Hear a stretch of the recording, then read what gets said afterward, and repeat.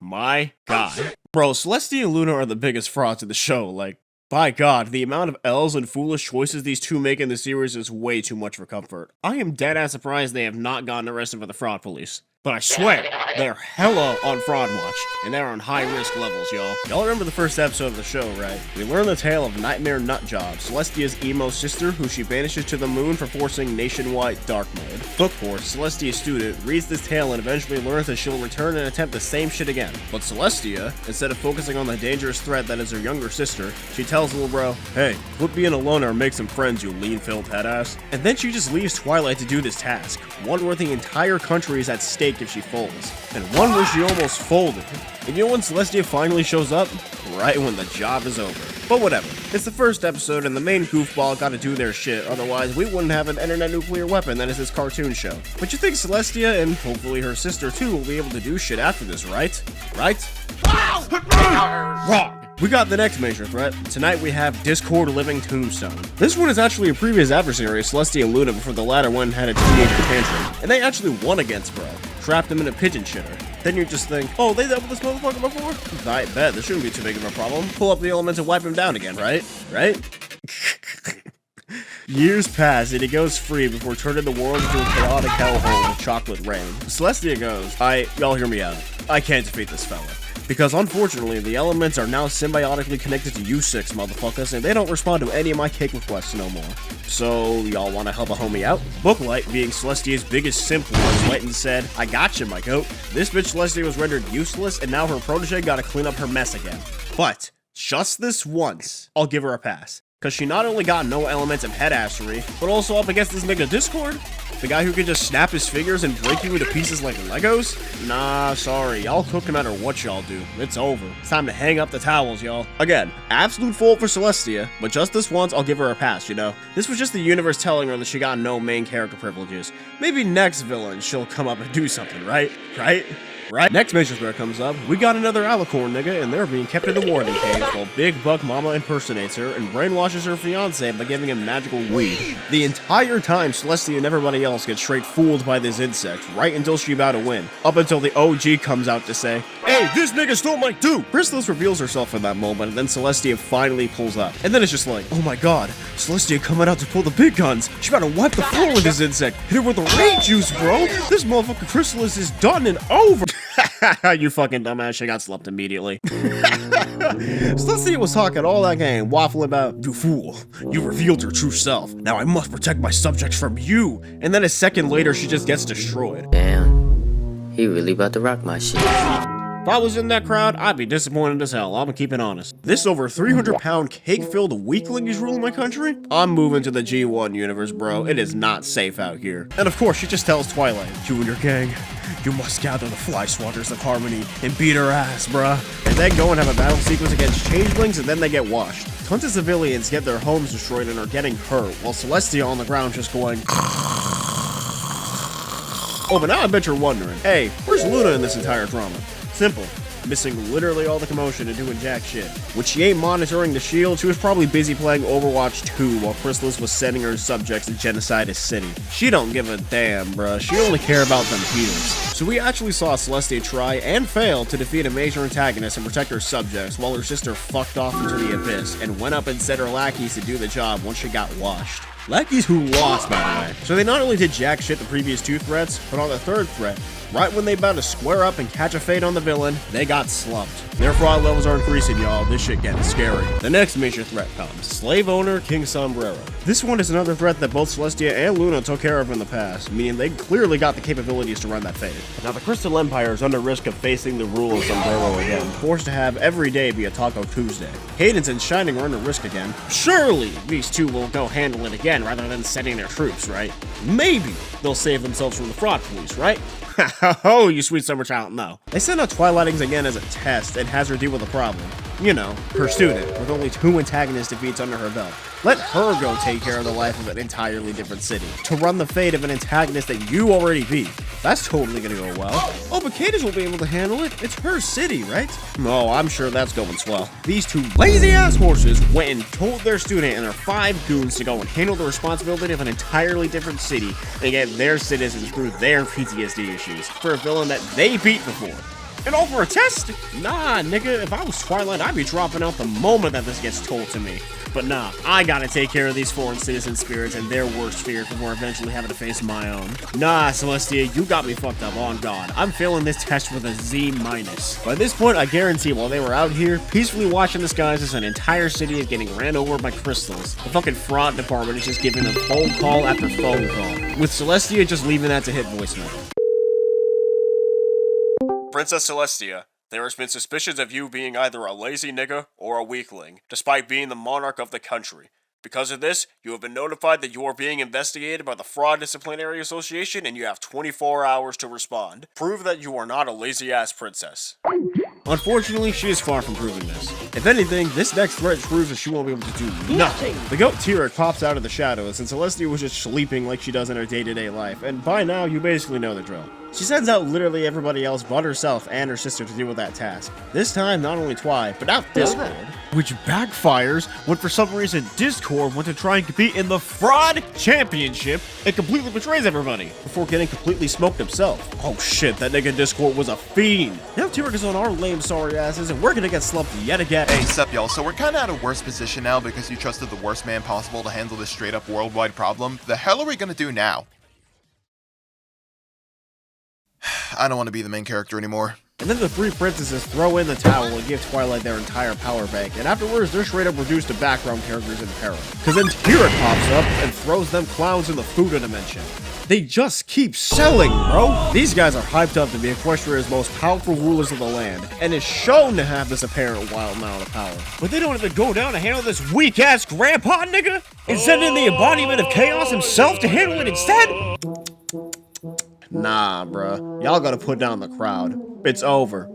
There's no way out of this one. You're done. But now we're on our sixth thread, and it's Gloom, aka the objective best girl. She gets washed by Twilight, and then she has an elaborate revenge scheme against her. And I want y'all to think about this for a second. In every alternate timeline, the princesses lost. The certified peaks, the ops to evil, when brought against every villain without Twilight, lost. In every single timeline. Now it's clear that these guys should have put down the crown long ago, because the damn universe across time made it clear that these guys are destined to fold. Imagine being the ruler of your country, thousands of years old, some of the most powerful niggas in your domain, and you look at every timeline where some nerd-ass kid didn't get her tramp stamp, and you learn that you lose to everything and everyone. Brother, I'd retire faster than you can blink. If I was Celestia, I'd go right to flipping hayburgers, homie. How do you two just keep getting your fade ran? Across time! Oh, and I wish it stopped there. The next major threat, best pony gets reformed and all that, right? Goated as hell, best addition to the show, I'm weak as fuck. And now she gotta get her weak as fuck self up to defeat a villain. Cause you wanna know why? Oh, who would've guessed? The Frauds of Equestria gets slumped again. Oh, hell no, man. What the fuck, man?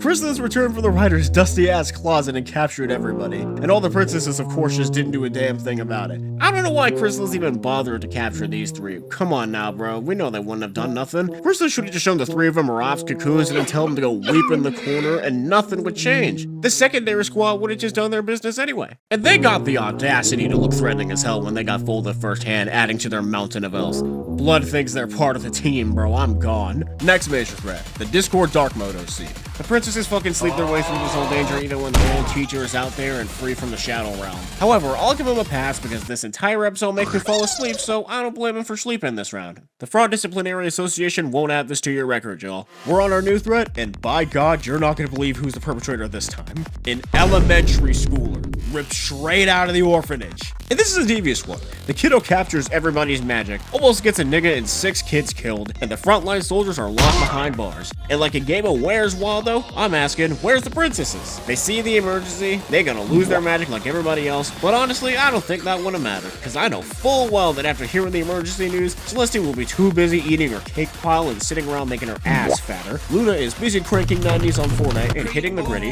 and Cadence is becoming as irrelevant as her daughter. That magic loss was just their fellas free excuse to be lazy. Sister, a new threat is attacking Equestria again. God fucking damn it. Who are they and what are they doing this time? It turns out they're a 12-year-old little girl and they're robbing the world of magic. You think we should step in this time? It could be really dangerous. Luna, run that by me again.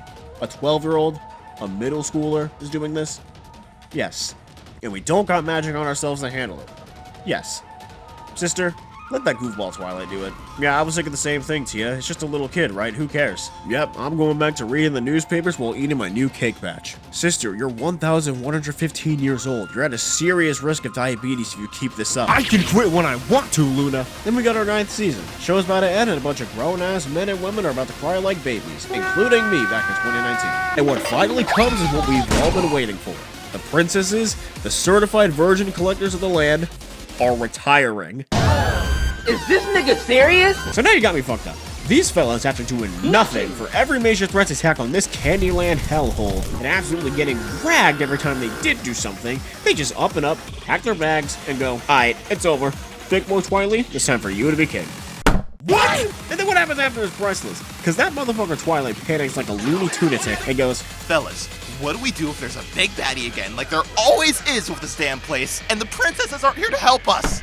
and then Dashy just goes, bro, I hate to break it to you, Twyby, but the princesses kinda never help. And then the rest of the gang are just sitting there like they were dropped with some galaxy brain information, like they just discovered the cure to cancer. Like, damn, y'all ain't realized this sooner? And then the gals just start flexing about how they always win, like they got that certified her energy. And they got full right to dick ride themselves, cause by God, they spoke to everybody when the princesses were sitting on their asses dying of crippling laziness. Maybe that's why they're not in G5. But then Rainbow Dash pulls out going, it was really the princesses training you, Twilight. Bro, training? So let me get this damn straight. All those times them lazy-ass horses sat around sleeping every time Equestria has damn near almost ended was training? All the times these goobers actually got involved and got their asses whacked was training? All the times they were downright rendered useless, that was training? From day one, when lean-ridden hoe-ass got sent to Ponyville to grow her social credits, and Tia's sister came out of the moon cheese to put the world in dark mode, all the way to when a middle schooler almost took over the nation and near killed 7 people, was just training. Nah, Dash, you are not cooking with that take. Put that shit down. Because if that shit's true, then the fraud police wants the princess's head on a plate. That shit is a 2-pack of ass. Oh yeah, I almost forgot. A new threat comes up again. We gotta have that every opener. It's a returning villain, Sombrero. But you wanna know what happens again? A princess gets ragged and the other two do absolutely nothing. And Twy and her goons gotta clean up the mess again. What spectacular training, right y'all? Hold up. Time out. This is post-edit MV speaking here to correct some information.